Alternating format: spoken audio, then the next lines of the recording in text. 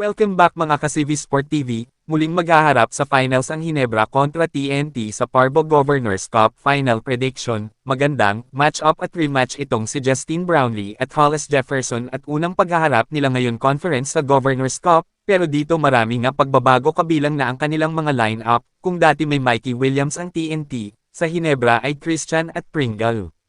Sa ngayon kung sa TNT may Aftana at Nambatak na pumalit, sa Ginebra naman may RJ Abarrientos, Maverick Onmisi at Stephen Holt na pumalit, tapatang Justin Brownlee at Hollis Jefferson sa ikalawang paghaharap, at ito ring dalawa ang maglalaban sa Best Import Award. Pareho maganda ang ipinapakita nila nitong conference, pero ayon sa interview kay Hollis Jefferson di daw siya papayag na matalo ni Justin Brownlee ngayon finals, kaya mas gagalingan pa niya ang kanyang performance.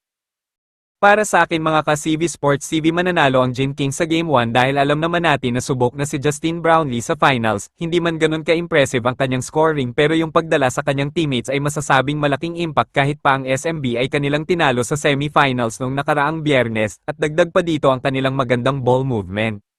Magandang bakbakan ng ating matutunghayan mga ka-CV Sport, ang Barangay Ginebra at TNT naghanda matapos talunin ang kani-kanilang kalaban sa semifinals, sa pangunguna ni Justin Brownlee, Scottie Thompson, RJ Abarrientos, Maverick Onmisi, Stephen Holt at Jopet Aguilar na ihantid ng Gin Kings ang panalo laban sa San Miguel Beermen. Sa koponan naman ng TNT kontra Rain or Shine, kinawawa ang Rain or Shine na may score na 4-1.